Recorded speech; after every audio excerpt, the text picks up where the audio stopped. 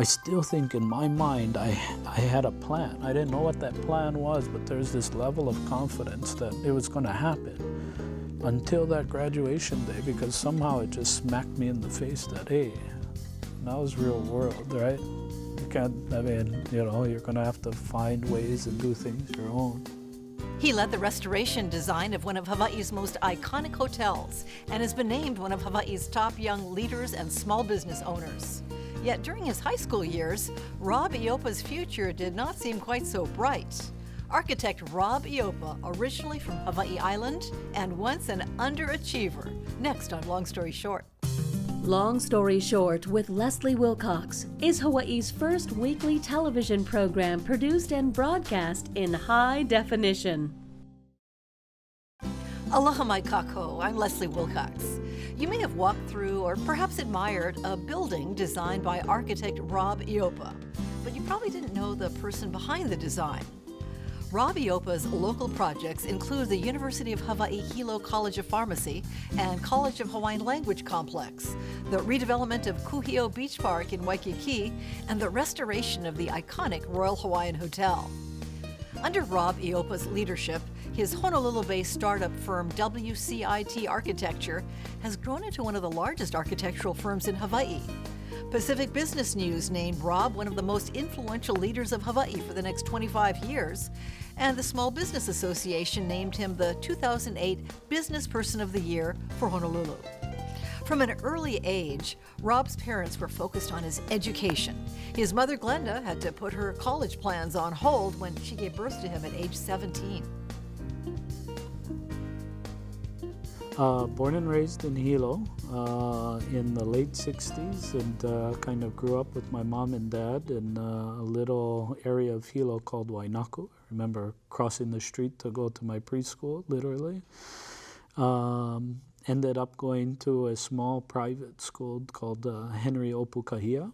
I skipped third grade. At the time, I didn't know what that meant. But it did put me in an age group that was a year older than me, and you know, in the early ages, that's a lot when you're that young. It was a different kind of perspective, but we were multi-grade in that small school, so I didn't really recognize it until I went to public school in 7th grade, Waiakea Intermediate. After that, I got accepted to Kamehameha at 9th grade, and at the time, and still today, right, that was kind of the golden ticket. Which, yeah, you must have been overjoyed. Were you overjoyed? I think, it was hard to get picked? I was very happy that I was selected to go to Kamehameha School on Oahu. And with the idea, you were going to board?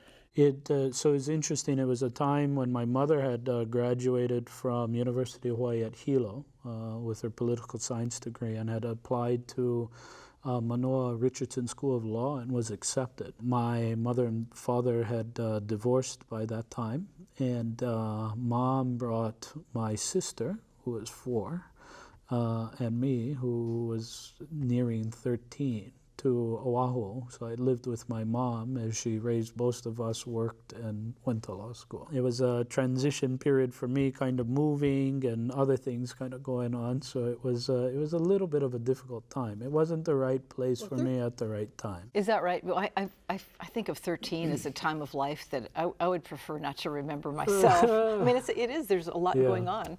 Yeah. I think socially I was very kind of attuned to what was going on in Hilo at the time. So it was a little bit of a displacement from there. And then even my friends that I moved up with, there's a whole crew of Hilo boys that came up. Most of them were boarding, right? So even my kind of support crew was boarding, and I was day student, and there was just I was used to going to school in shorts and slippers, but there was regulations on how one should dress. Did you not like the authority? I think I rebelled against it a little bit. I don't know exactly why at the time, but I think I pushed back a bit. ROTC, JROTC was new to me at the time, and I wasn't very good at ironing at that point in my life. It was a time of transition that I didn't quite understand. And as I like to put it, they told me at the end of the 9th grade year that the princess's vision would be better served if I was back on the Big Island. Whoa, So that I was a moved back. nice way to say that. I don't think they put it in that fashion, but that's how I like Oh, things. that's a very gracious way to put it. Yeah. But what was the reason the school gave you? I think it was a series of events. It was this kind of rebellion. Were you over acting out, time. acting out? Yeah, but simple kinds of things, right? I mean, it wasn't anything so dramatic that they said, okay, this is it.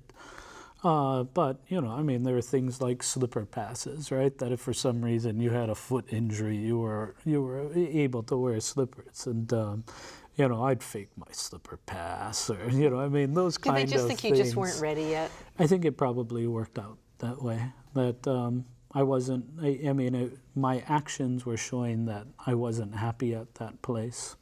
And, it was intended that there was a door for me to come back, if so choose, from both sides after some time away. But, I think I wanted to be in Hilo at that time. Did you head back to your dad then? I did. So I lived, so I went back to Hilo. And lived with Dad right away. Started up at summer school because I had work to make up for work that was not completed. And went to Waiakea High School? Waiakea High School. After his dismissal from Kamehameha School's Kapalama at the end of his freshman year, Rob Iopa reintegrated into public school, sports, and his social circles at Waiakea High School at Hilo. However, the move did not do much to change his indifferent attitude about school rules. I mean, I got kicked off of our high school team on our last game. I was the offensive captain, and how did you manage to get kicked off that game?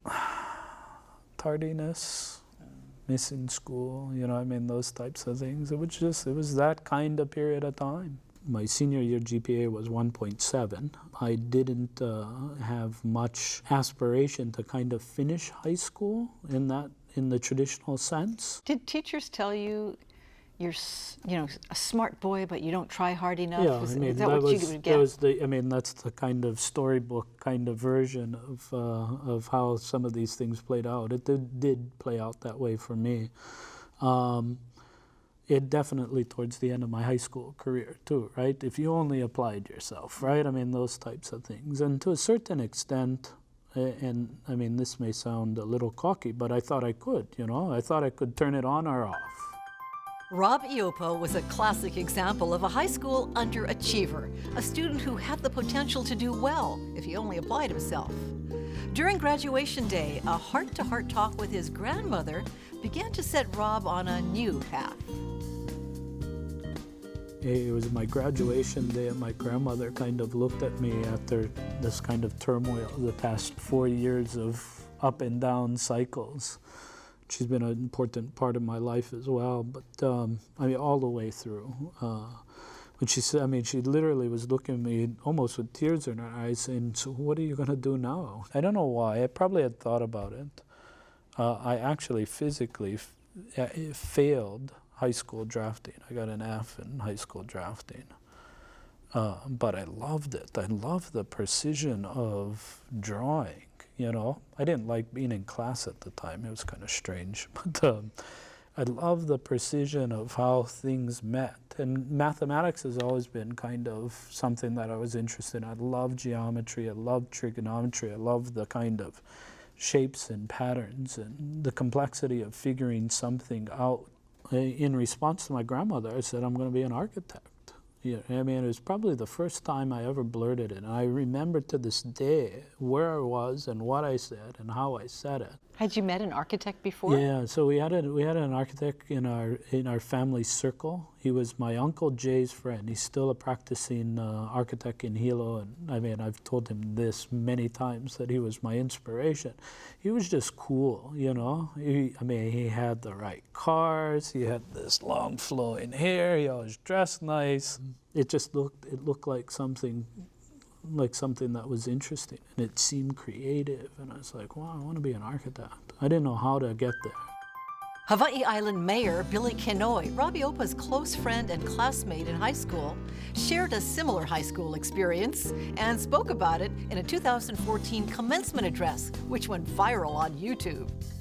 But because I had on 1.8 GPA out of high school, and when I told guys I was going to college, they told me, easy, Hawaiian. Maybe you better throttle back some of that ambition and dreams. I'm here to tell you guys, no listen to them, okay? Because next thing you know, anything is possible. So I moved to California, went to junior college, and that was kind of, a big transition step for me to kind of on a different path. You chose your junior college? I did. We joke. One of my best friends is Mayor Kenoi on the Big Island, so we were both graduates, classmates, best friends through high school. We were looking at colleges that we could kind of go to, and we were looking to proximity to the ocean and kind of ratios of men to women as our criteria, at the time. So one of the areas was in kind of Central California, and it just so happened that I have an aunt that lives in Salinas. So I chose Monterey Peninsula College. And was the thought of being an architect still in the back of your head? It was the singular focus at that really? point. Yeah, I almost in a way that nothing else mattered, and there was no doubt aside from that. I did very well in junior college, and I definitely applied myself. Rob Iopa's hard work at junior college paid off, and he was accepted into the California Polytechnic State University in San Luis Obispo. He continued his pursuit of a career in architecture. However, when he first got there, the program was not quite what he expected. I think it was a little bit of a culture shock, kind of going to a school that was purposely focused on architecture at the time. I was still doing mechanical drafting, really. So I was still trying to connect lines and to draw a perfect circle, and these types of manual drafting exercises that I thought was architecture, or the precursor to architecture. And then I got to school and they started to talk about the world of design. And I never really understood that, and then they were talking about composition and proportion and these terms that I never have heard before. I literally thought that I was drawing blueprints. That's what architects did, right? I drew a floor plan for you so you could build a home. It was a little, maybe even ashamed, if you will, that I wasn't as versed in design as what my peers were. So I would work in our studio environments, and then I would go home and work extra, because I knew that I probably needed that little extra time to kind of come up with a solution that would be a par or better than others. So it's still in my work stream today that, maybe I got to work a little bit harder than everybody else, to get a little bit further ahead. After 7 years of post-high school education in California, with a bachelor's degree in architecture from Cal Poly, Rob Iopa was ready to return to Hawaii to begin his career. I had really envisioned going back to Hilo. That was my focus. I had envisioned going back to Hilo. In the years prior, I had interned twice in Hilo and then once on Oahu. The second time in Hilo, I found a firm that I really enjoyed working with. There's a man named Marty Stewart and another architect. He's still an architect in Hilo now, Neil Erickson, that both of them had hired me for summer and gave me some pretty extensive responsibilities through that summer. I was like, wow, these guys are, they're not just having me draw meaningless kind of details. They're saying, hey, bring your creative thought. Really liked it. I liked the small town kind of focus and thought that's what I wanted to do. So they hired me. I moved back home. I moved into a place, shipped everything there. I was ready to go, and a week before I was supposed to start work, they called me and said, wow, we just had 3 big jobs fall through. We can't give you the job. Which at the time was kind of devastating. The year before I had interned at Wimberley Allison Tongan Gu, WATG now. really one of the world's leaders in hospitality design, if not the world's leaders in hospitality design. Great story, local company, started here and to become this international power. And I really enjoyed it, actually, and they really liked me. But I still thought Hilo was the thing. So when I found out that Hilo gig fell through, I called, at the time, Charlie Wallace was kind of the director of hiring, and he says, come on over, you know, we got a job for you next week. Rob Iopa's new job at WATG would lead him to work on high-profile development projects mainly in Southeast Asia. While designing for cultures in foreign lands, Iopa began to develop a desire to design projects for his home culture in Hawaii. I mean, I still credit much of kind of what we do today to that opportunity. The opportunity that the company provided, the opportunity that my bosses at the time provided, the kind of freedom they let us in exploration, right? I was 25 years old out there with an expense account designing some pretty high-profile jobs, you know? I mean, I was like, shucks, do they really want me to do this, you know? But we were able to accomplish some really good things. I was in Kuala Lumpur as the tallest buildings in the world. The Petronas Towers were being built. WATG had a project right next door, literally right next door for the Mandarin Oriental Hotel that we would keep tabs on, but wasn't our direct project. We were restoring the Eastern and Oriental Hotel, the E&O Hotel in Penang, Malaysia, which is equivalent to their Royal Hawaiian or Moana. You know, I mean, it's an icon. Icon of the country. What brought you back home? So I believe it was probably about 98. There was an Asian recession.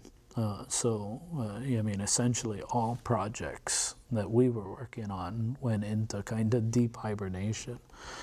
So we were going out on 6-week stints for the better part of 2 years. So we'd go out 6 weeks, come back 2, go out 6 weeks. And then it just stopped. So we came back home, and I was ready to come back home. I mean, it had gotten tiring. We were designing for other people's cultures, and I started to then have this yearning, right, for designing for our own culture. It just so happened that I came back and I got put on 2 particular projects at the time that I think were instrumental in kind of defining my next stage. But one was the Kuhio Beach Park redevelopment, so the city and county project that essentially started at the end of the Moana and went to Kapahulu Avenue. This was in the late 90s, early 2000s.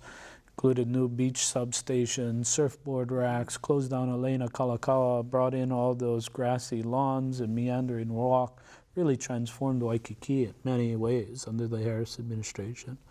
So I was a point designer and project manager on that. Got my opportunity to kind of engage in community. What was the other project when you came back you did? Aloha Tower Marketplace. So Aloha Tower Marketplace had already been built and developed in the early 80s probably. But a new group had come in, Trinity, and Scott McCormick was the person at the time, who's still my client now at Turtle Bay. But they had looked at trying to reposition the marketplace at the time. We were doing all these master planning efforts, and, you know, I mean, with various big interests by the community, particularly as it related to Irwin Park. So a lot of community interaction at that point.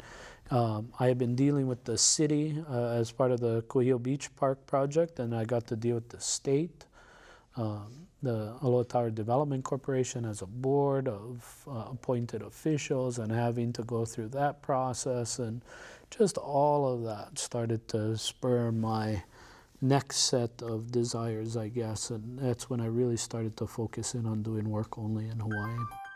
After leaving the architecture company WATG to focus on more Hawaii-based projects and spending a year designing for Architects Hawaii, another large Hawaii firm, Rob Iopa decided to step out on his own and co-found a new firm called WCIT Architecture.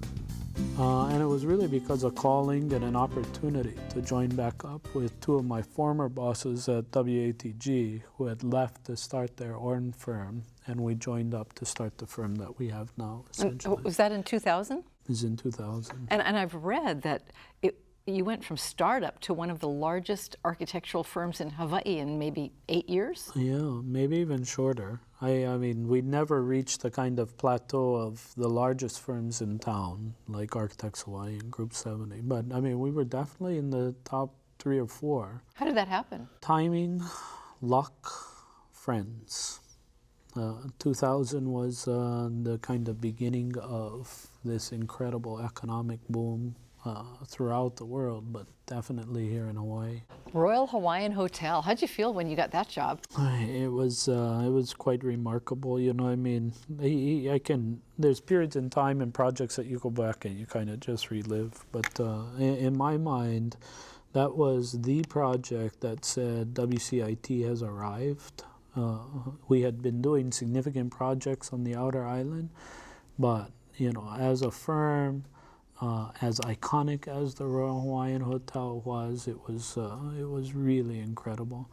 We still tell the story, and others tell it for us that we're on the selection committee, but we came in, and for the first half an hour of our hour presentation, all we talked about was the history of place, how important that place was. We told the story, the legend of Kauhelamua, and you know, Kakui'ewa, and the scratching and the planting of the grove. We went through all this kind of history before we came up with our solution. And, you know, I mean, it was the first time that our way of thinking, our methodology had gelled in such a way that people got it. It was the restoration of the royal grounds of Helemoa. That's what we called it. And, I mean, we said that the place had historic significance. Royal Hawaiian Center, right in front, had already started to tell the story of Helemoa and the importance of this place, but we thought that the Royal was the kind of culminating component of that, and that we had to restore the stature of this place, not just because it's the Royal Hawaiian Hotel and you know, a world iconic, but because the place was so significant. That's where Kamehameha landed, right, to unite the Hawaiian Islands. The first kingdom of Hawaii was established right on those grounds. There's just tremendous amount of history. Rob Iopa and his firm WCIT Architecture broadened their attention to a new type of design project, children's books. Their first book, A'ama Nui, was published in both English and Hawaiian in the hopes of celebrating Hawaiian culture while teaching Keiki about creativity and architecture. At the time of this conversation in 2014, Rob had just launched the book. In all the things that we are doing right now and all the projects, and my clients are watching, excuse me, but that one has my most time and attention right now. You know, I mean, we just spent a week at Mary Monarch launching the book, which had gotten great kind of reception. We found out 2 weeks ago that we were awarded a Historic Hawaii Preservation Award for the book, and last week we were awarded 2 Po'okelo Awards for it. I mean, we aren't book writers, but it was just this way of expressing how history and culture and place can exhibit itself as inspiration for architectural design. So it's a simple story I essentially wrote for my children. They are in the book. They're the 2 turtles, Makali'i and Makana. But it was inspired by the idea that there is a home that we were looking to build in Kilkaha on these ponds. And the fact that the home needed to be raised above ground for tsunami inundation.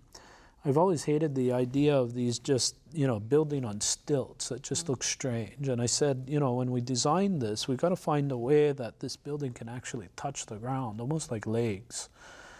And we started to play with this story of legs, and we drew the first one, and it just so happened to have 8 legs. And we said, it's a crab. It's an ama crab. Their ama crabs are all over in this area on the rocks in Kilkaha. So the story is called A'ama Nui. A'ama Nui is a one-eyed crab that protects these ponds. He has one eye because he's been protecting, he's been beefing on the ponds, and he's lost an eye in the process. but it's also the inspiration of the design of the home. So the home is also a hamanui. So the story tells a simple mo'olelo that talks about the crab, but also the inspiration of design, and then you see the design of the home. So we call it an architectural book series for children. Wow. So does that mean that's another career you're going to be running on a parallel course? Yeah, we are actually. I mean, so the second book is in process right now. It's Haleolelo. It's of the creation of the Hawaiian College of Hawaiian Language at Hilo. And then we have a dozen of these stories already baked, and some of them in built projects, you know. So Royal Hawaiian, the story I just told, is a perfect setting, right, to create another one of these books. What we're really trying to focus in on is that there is reasons and ways to express yourself creativity with the history and stories of our plays. In 2013, work was completed on the University of Hawaii at Hilo, Kahakaula o Ke'elikolani College of Hawaiian Language building. The building sits across the street from Waiakea High School, where Rob Iopa spent his tumultuous teenage years. When Hilo-born Iopa spoke at an event for the new building, he said it was one of his happiest moments to design the building and that he finally became a Hilo architect. Mahalo to Rob Iopa for sharing his story with us, and mahalo to you for joining us. For PBS Hawaii and Long Story Short, I'm Leslie Wilcox. Ahui ho. For audio and written transcripts of all episodes of Long Story Short with Leslie Wilcox, visit pbshawaii.org. To download free podcasts of Long Story Short with Leslie Wilcox, go to the Apple iTunes Store or visit pbshawaii.org.